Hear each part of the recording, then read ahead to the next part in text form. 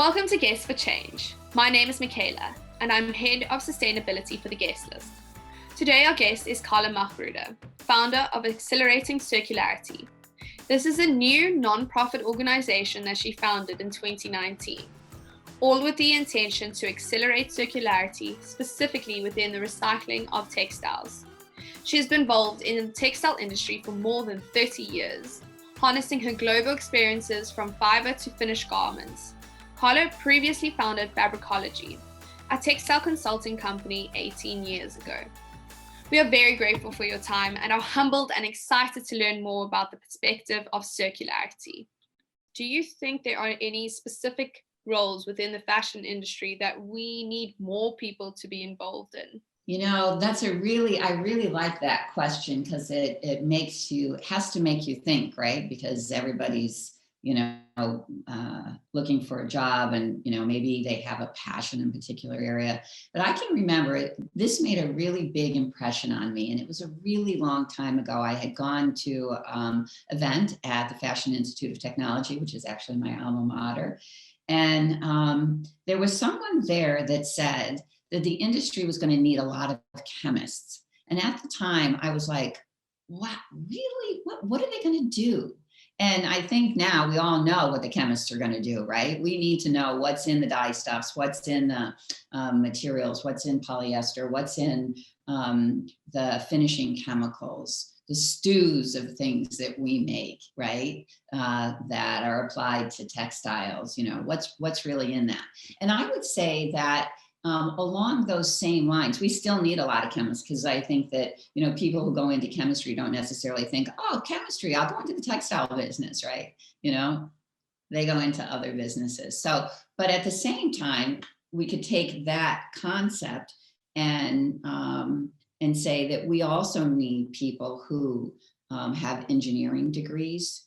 How do you engineer things so that they are most efficient, right? So that they are use energy wisely. I also think that people in IT, in the digital space, we see, the industry moving more and more to different kinds of digital tools. And again, those aren't, for most of us that have been in the textile industry, when we say we have a love of fashion or a love of textiles, those aren't typically the jobs we think about, right? You think about style and design and, developing fabrics, which is where I come from. But those technical aspects are incredibly important and more so. I mean, if we're talking that circularity is incredibly important, how are we going to measure that we've actually reduced carbon?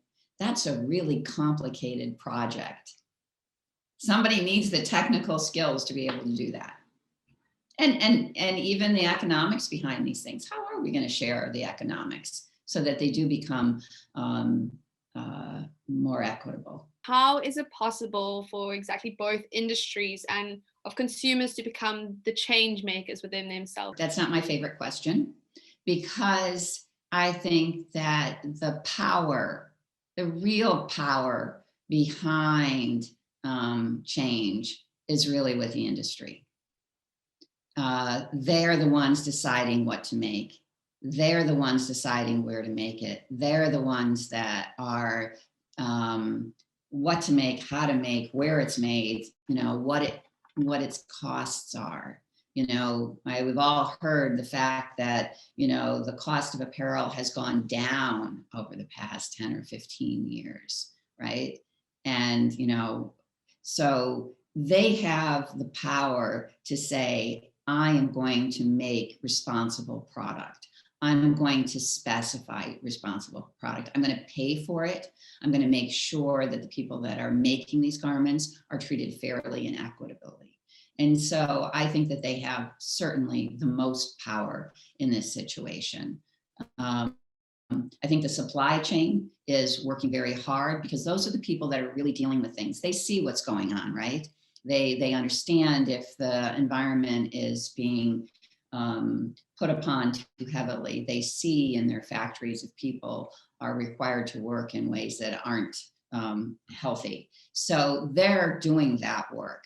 The brands and retailers have been able to push this stuff off. I think the brands and retailers have a lot of responsibilities here. Certainly there are some very good actors who are doing really progressive work, but I think that they have the most power.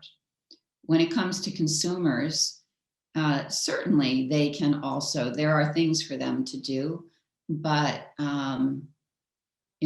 organizations you mentioned earlier, as we were preparing for this call, what Fashion Revolution is doing, and they really have a strong call to what the consumer can do.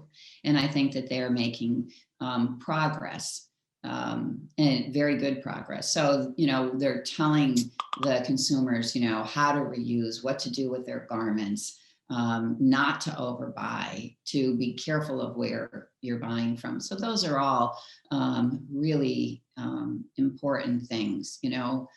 Anybody who buys a t-shirt and it costs $5, you got to know, it always blows my mind that it's even possible, €5, $5. But, so you're asking someone to grow cotton, pick it, gin it, spin it into a yarn, knit it into a fabric, make it into a t-shirt, ship it more than likely halfway around the world, send it to a distribution center, get it into a store, and that costs $5. Somebody's not getting paid in that process. Yeah, no, precisely. And as soon as you just unpack it and think about it more, it just, like you said, it just makes no sense how that someone's just not getting paid. It's just evidence in the picture. So I guess some consumers are not fully aware with what's happening. Perhaps they just think that is the cost of clothes. But how do we, as consumers, tell the difference between realistic transparency and then greenwashing? I said earlier that I'm really curious. So, you always have to poke into things to see, what's happening. Reading certainly helps. Try and educate yourself on the subject if this is something that you care about. And I think that you have to be careful, because something is expensive doesn't mean that it's particularly sustainable, right? That's where you have to sort of, if you have favorite brands, read about them, understand where they're coming from, try to educate yourself on these subjects. And you have to be really careful that you try and understand the big picture, rather than things that are just purely emotional. And it's complicated. It's complicated for us in the industry.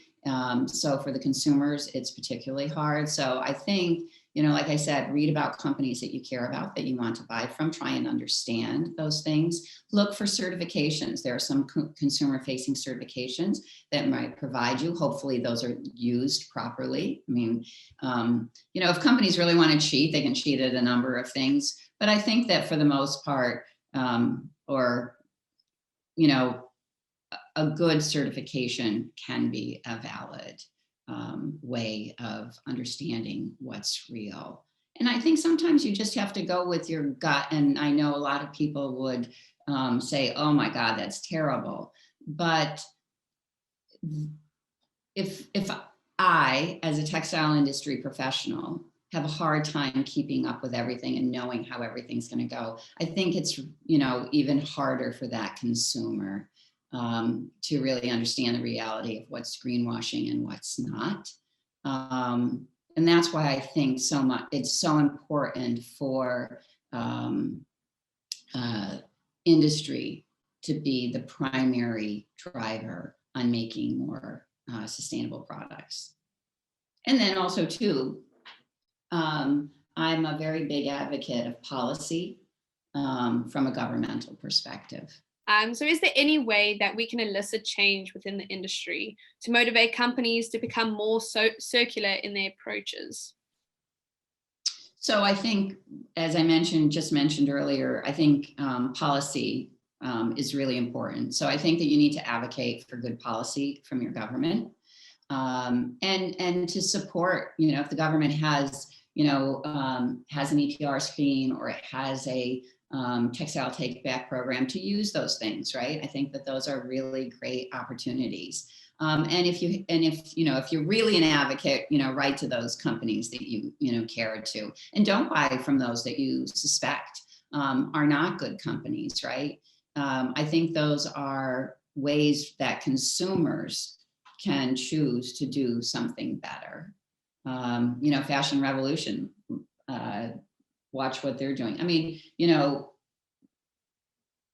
I almost hesitate to say this, but, you know, shopping shouldn't be a sport. Um,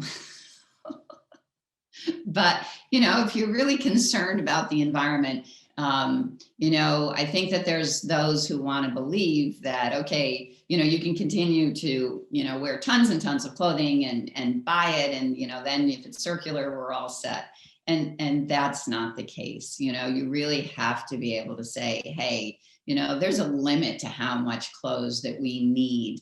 You know, we've got to share the wealth, so to speak. There's only so much raw materials. There's only so much processes we want to see happen, right? There are these global limits to things like, you know, water and energy and chemicals. And I really subscribe to the donut economic theory by Kate Raworth, you know, and there are these limits and we have to live within those limits. And so there are a lot of people on the planet, and, you know, we should be willing to make sure that, you know, it's not just a few people that get all the goodies.